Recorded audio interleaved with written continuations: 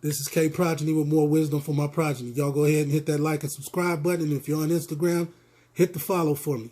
Much appreciated. This topic is on men and women. Pretty much the same topic. Men and women who cheat, who are married, who commit adultery. It's not really called cheating. It's called betrayal and disloyal. But a lot of times when a man cheats with a married woman, first of all, his approach to her, he had to see something in her character that said that she would be okay with him sleeping with her. But usually when they do this, they start sleeping with this woman and she's being real submissive sexually. This is what he's missing in other relationships, or he might not even be getting it at all. So he's willing to show up at odd times. She's willing to show up at odd times. And they make this happen. And that's because they will show up.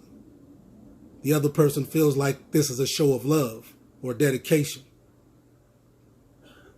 But as soon as they try to make this horrible, adulterous relationship work and get together, then they find out why they were in the streets in the first place.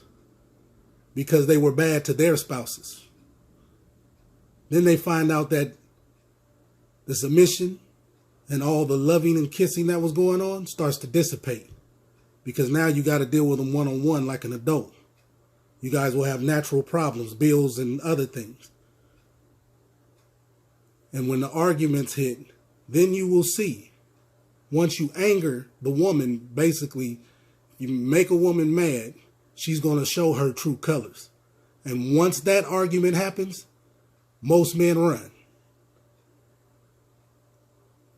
Because now she is no longer seen as this sexually submissive kitten. She's seen as this combative, bull-faced woman.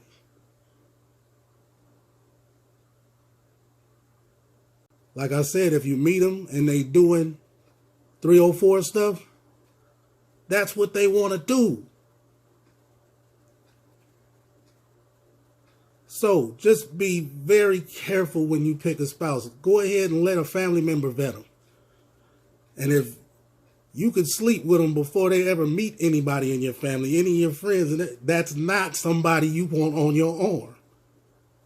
You feel me? Because all that's going to happen is you're going to be walking around one day and you're going to hear a whole bunch of giggling. They wondering how she got wifed up. They telling stories amongst each other about how they tossed her up.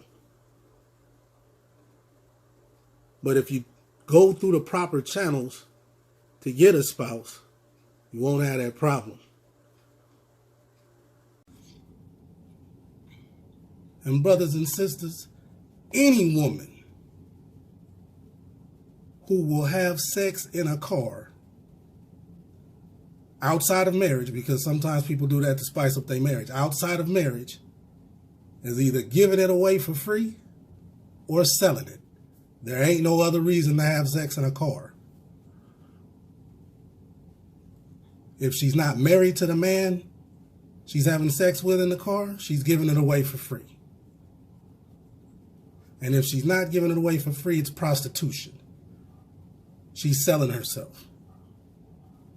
And if you girls say, I'm not giving it away for free, he bought me a bag, he bought me dinner, he did all this for me, then you put yourself in the category of prostitution. He paid for your body. So when you do things like this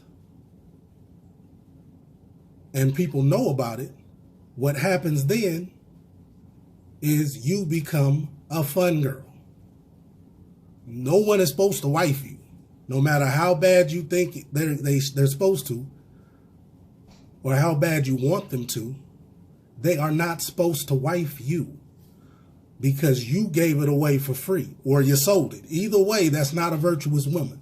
That's not a woman you want to bring home to your mother. That's not a woman you want on your arm in the street. For guys to walk down the street and be like, oh man, I banged her in my back seat the other day or in her back seat the other day. nobody want that. There are two types of women that I've come to know that you shouldn't marry. And one is any woman who says she thinks like a man. For one thing, she's not a man. She don't know how a man actually thinks. She is perceiving how a man thinks through her interactions with men.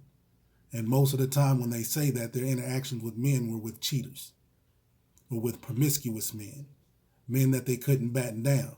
So then they take on the mentality, I would rather be the cheater than the cheated on, because they believe that's what men think. Another one is any woman you sleep with and immediately she is willing to give you all three holes. There is nothing left to conquer there. And you don't know how many men have been in every orifice of her body. So I would recommend that you didn't marry these types of women. Matter of fact, I'd recommend that you don't even come in contact with these types of women. But if you happen to come in contact with them, know that it is, if you're not trying to marry them, it's a sin. And if you do mess with them, don't batten it down. Don't try to make it yours, because what you will actually be doing is setting yourself up for failure and a life of misery. And y'all be good. Questions and comments below. Hit the like and subscribe button. As I said, very much appreciated. We know that when God created the heavens, he also created the hell. And the angels said, and this is coming from an Islamic perspective, surely anyone who sees the paradise will want to go. And anyone who sees the hellfire won't want to go there. It says that the one who gets the least in paradise will swear he got the best. And the one who gets the least punishment in the hellfire will swear he got the worst. At the end of this race, there's a consequence or a reward. You have to be mindful of that. And you can't cross the finish line without the judge okaying your crossing. And Al-Hakam is the most just judge. That is God. And there will be nothing left out of your record. Not a thought, not an action, not nothing you did in private, under the covers, under the cover of darkness. Everything will be presented. How will you fare then? Will you look like the good sport or the bad sport? Will you be terrified at the time of death, or will you be happy and elated that you have done a good job?